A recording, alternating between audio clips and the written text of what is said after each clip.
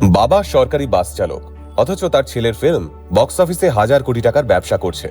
ছেলেটা হলো pan India superstar ইয়শ। মাত্র ৩০০ টাকা পকেটে নিয়ে ব্যাঙ্গালোরে পা রেখেছিলেন ইয়শ। আর আজ তিনি কন্নড় তথা ভারতীয় ফিল্ম ইন্ডাস্ট্রির অন্যতম হাইয়েস্ট পেইড অ্যাক্টর। শুনে অবাক হলেন? আসুন তাহলে আজকের এই ভিডিওর মাধ্যমে কেজিএফ খ্যাত প্যান ইন্ডিয়া সুপারস্টার ইয়শের সঙ্গে আপনাদের আলাপ করিয়ে দিই।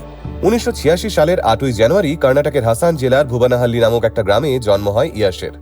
তার বাবা অরুণ কুমার জি কর্ণাটক রাষ্ট্রীয় সড়ক পরিবহন সংস্থায় দীর্ঘদিন বাসের ড্রাইভারি করতেন। পরবর্তীকালে বেঙ্গালুরু মহানগর পরিবহন সংস্থায় বাস চালাতেন তিনি।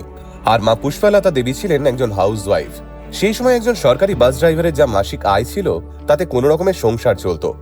অরুণ কুমার চাইতেন ছেলে পড়াশুনো শিখে ভালো একটা চাকরি করুক, কিন্তু ইয়শের ইচ্ছে আর 5টা সাধারণ ছেলে মেয়েদের মতো ছিল না। যে বয়সে সবাই ডাক্তার, ইঞ্জিনিয়ার, অ্যাস্ট্রোনট হওয়ার কথা বলতো, সেই সময় ইয়শ স্বপ্ন দেখত ফিল্ম স্টার হওয়ার। কলেজে যাওয়ার সময় পকেট মানি হয়তো কম ছিল, কিন্তু ছেলেটার স্টাইল তাতে এক ফোঁটাও কম হয়নি। ছোট থেকেই ভালো নাচতে পারত ইয়শ, আর তার স্টেজ শো দেখবার জন্য অন্যান্য কলেজের ছাত্রছাত্রীরাও ভিড় জমাতো। পকেট শূন্য তো কি হয়েছে, বড় স্বপ্ন দেখার জন্য তার টাকা লাগে না। আর এটাই ছিল ইয়শের জীবনের মূল মন্ত্র। তবে বাস্তব এবং ভাবনার জগৎ এক নয়।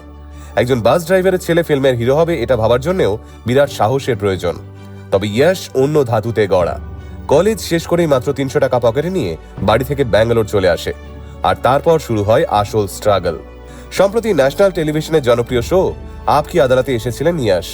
সেই অনুষ্ঠানের হোস্ট রজত শর্মা ইয়শকে প্রশ্ন করেছিলেন, রাতারাতি এত বড় সুপারস্টার হওয়ার অভিজ্ঞতা কেমন? ইয়শ এর উত্তরে বলেছিলেন, হয়তো সারা ভারতের মানুষ আমাকে কেজিএফ চ্যাপ্টার 1 এর পর চিনেছে, কিন্তু এই একটা কেজিএফ ফিল্ম হওয়ার জন্য আরো বহু এমন ফিল্ম করতে হয়েছে যা কন্নড় ফিল্ম ইন্ডাস্ট্রিতে ভালো বক্স অফিস কালেকশন দিয়েছে।